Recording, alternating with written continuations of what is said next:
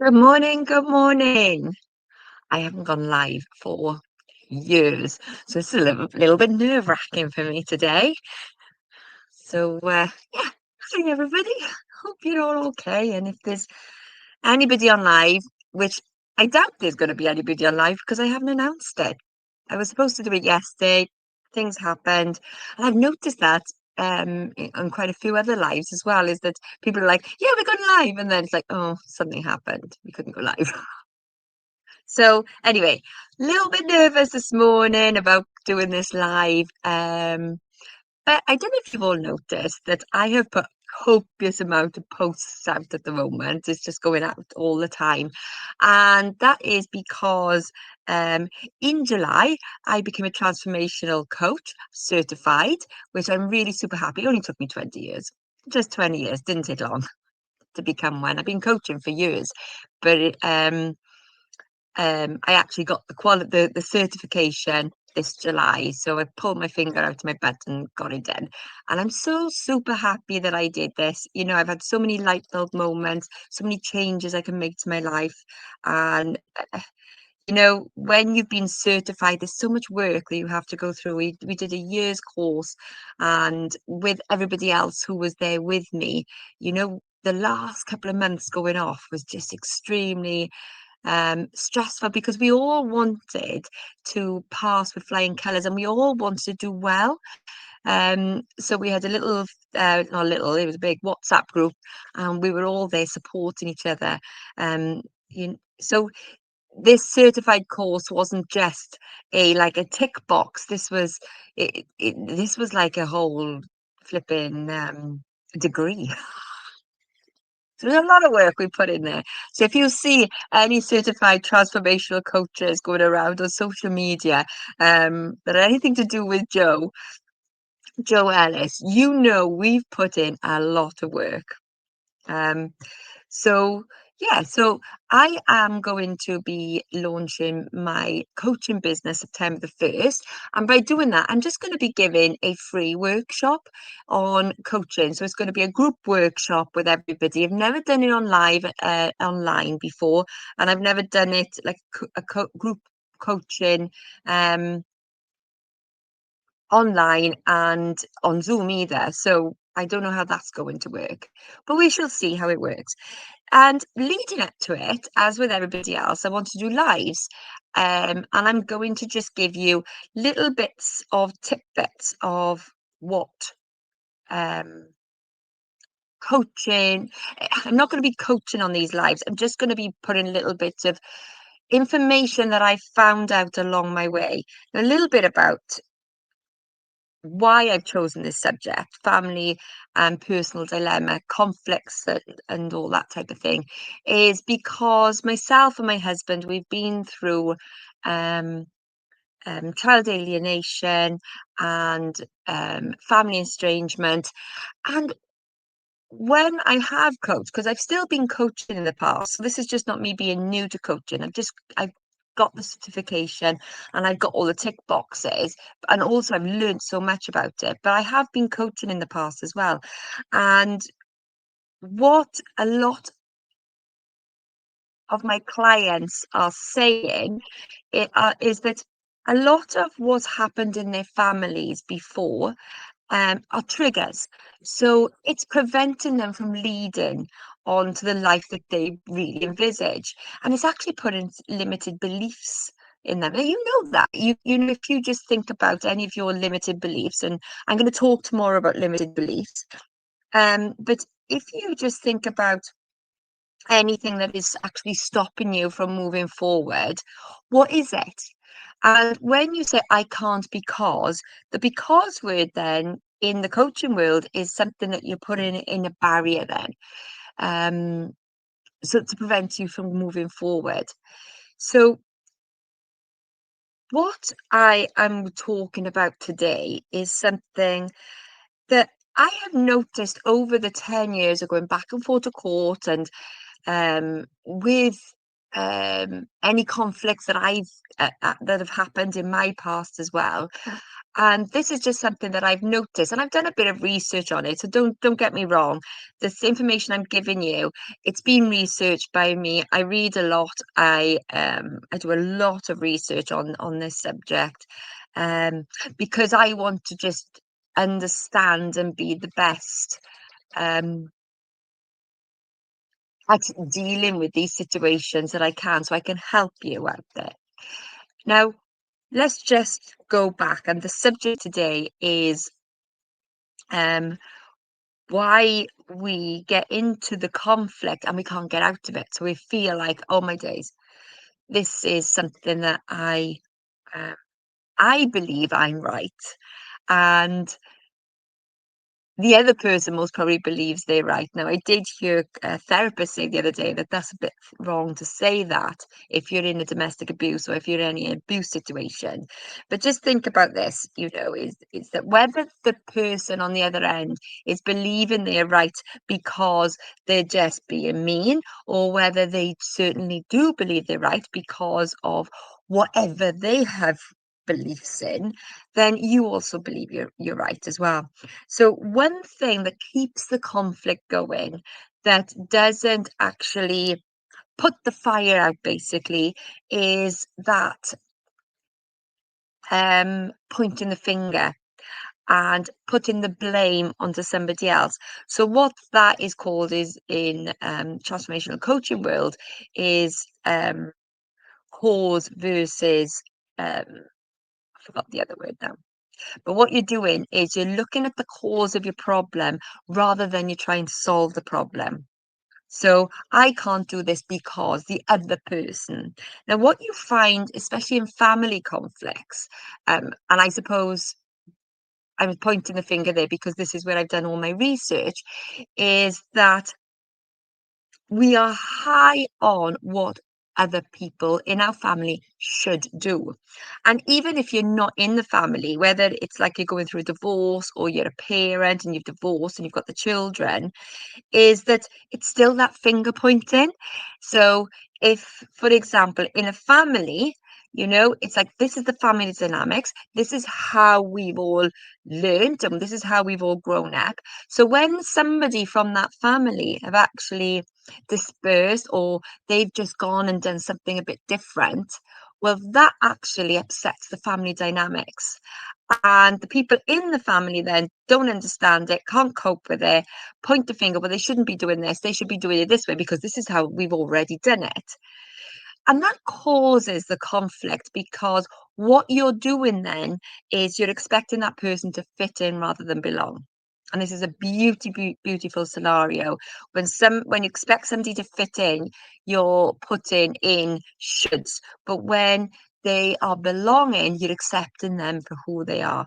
And just remember, everybody's different. Everybody's got different beliefs. Everybody's got different triggers. Everybody's got different things going on in their lives. So family conflict then happens when somebody's not fitting in, mostly. I'm not saying it's the complete rule of thumb, but if this resonates with you, just let me know. Put it in the comments. Say, yeah, that actually resonates with me. I don't fit in with my family, and I'm estranged, or I don't fit in with my family. There's always conflict. And you see it all the time, and it's happening more and more and more all the time. Um, I can see a few people on. Just say hi. I'm on StreamYard, so I don't even know if I can see any comments coming up at the moment. So I haven't done this a live for so long that I'm not sure what's going on. We'll see what happens later on. So that's a little bit about family conflict. But then when you look at divorce, or when you look at parental or family child alienation, when you look at those, so let's just have a look at divorce. When you're in a conflict over divorce, don't think that when you're going through that divorce that you're going to solve those problems, or she did this, he did that, and he shouldn't do this and he shouldn't do that. Well, he should think like, you're divorcing, so you you couldn't get on when you were together. So the likelihood of getting on after. Oh, thank you, Sarah. Hi. I'm glad it's helpful. Um, yeah, so if you're in a divorce, then the chances are of when you're actually going to come out of divorce, that you're actually going to agree on things, it's not very high, is it?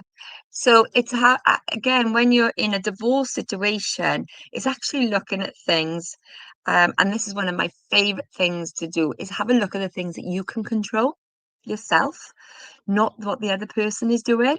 So when you look at the things that you can actually control, your thoughts, your feelings, your response, how you respond, and how you want to fix the problem, then that's the only things you can control. In a divorce situations, you can't control what the other person does. Um, you can have a conversation and you can just say, this is what, I would like to go, how I would like to move on in the future, and see if you can come with some sort of um, communication, some sort of working things out together so you can move on to make things less painful. Because don't get me wrong, divorce is painful. I've been through one myself. Um, and it's how we're going to move on here. Now, that's not saying the other person's going to want to or can. You just don't know. You can only control the things you say or do. And then the third one then is when you're looking at child alienation, or when you're looking at children in a divorce or things like that. And what I see, which is most common, is that the other parent isn't doing a thing a certain way, the way that you would want to do it. Or he's not feeding the children, or she's not giving me the information, or he's not doing that. It's just causing conflict, and you're bringing the children in, because research has shown that even if you don't say things to the children, your actual demeanor, your body language, children can unconsciously read this, and you're unconsciously bringing the children into your conflicts. So when you're looking at a separation and you're looking at how, what is best for the children, the best for the children is two parents getting on no matter what, unless there is safeguarding issues. So just because that other parent isn't doing the things your way, that's nothing to do with the child. That's nothing to do with the other parent. And I have been, myself and my son's dad, we split up. And very, very early on, I realized there's things I couldn't control, the things that he did. I didn't agree with a lot of the things he did or said or how he behaved, unless it was a safeguarding issue. I learnt, don't get me wrong, I did it at the beginning. I learnt not to intervene, and I learned that I had to do things a certain way so that I could. So these are the things that I can control. And think of that. These are the things what things can you control? What that is doing for the children is providing them with a beautiful space where they can be free. What you find with a lot of child alienation um, issues is the child feels torn, and it's not the child's problem. It's not the child's fault. It's the child. The child is there to grow up, to have a childhood, to not come between mum and dad, to not have to take sides. And research has shown that no child will refuse to go with another parent unless they've been alienated. Um, and if you look at any cases where there has been safeguarding issues, the child will still go with that other parent. If they will go with the other parent, and because there's been no alienation there. But when there is alienation, when that parent badmouths, has bad body language, talks whispering about the other parent, or does like these things when you come back, oh, did you have a nice time with dad? Oh, that's lovely that you had a nice time with mum and dad's. Oh, and you just putting on this face. Children will know. Children will know. But when children are brought up in a safe area. And it doesn't matter if that father or mother is only seeing the child once a month, once a fortnight, whenever, as long as the parents are working on their relationship for the best of the children, that is the best for the child. So when you are in these, hi Joe, when you are in these situations, it's looking at the things that you can control, your way, your response, how you actually, your body language in a lot of things, and putting in your boundaries as well. So today, what I'd like you to do, if you can, is just think about the things that you point your finger at other people. Do you point your finger at other people and say, you should do this and you should do that? I had one of my guests years ago in my CCQ membership, and she always used to say, don't should all over yourself. I love that saying, don't should all over yourself. But have a look today. So this is my little challenge for you today, is have a look at the things that you can control if you are in a conflict, or if you are in any sort of family estrangement, if you've got any problems with children, um, have a look at the things you can control, and write those three things down, what you can control. Don't worry what the other people are doing. Just focus on yourself, because just guess what? You're worth it. And the people around you who are in your gang are worth it. And also your children are worth it, and your family are worth it. So have a look at things you can control and stop pointing that finger. I'll be back tomorrow, or maybe actually be back later on this afternoon. I'm not quite sure yet, but definitely tomorrow. So see you tomorrow. And if you've got any feedback for me, just let me know. Lots of love. Speak to you soon. Bye bye.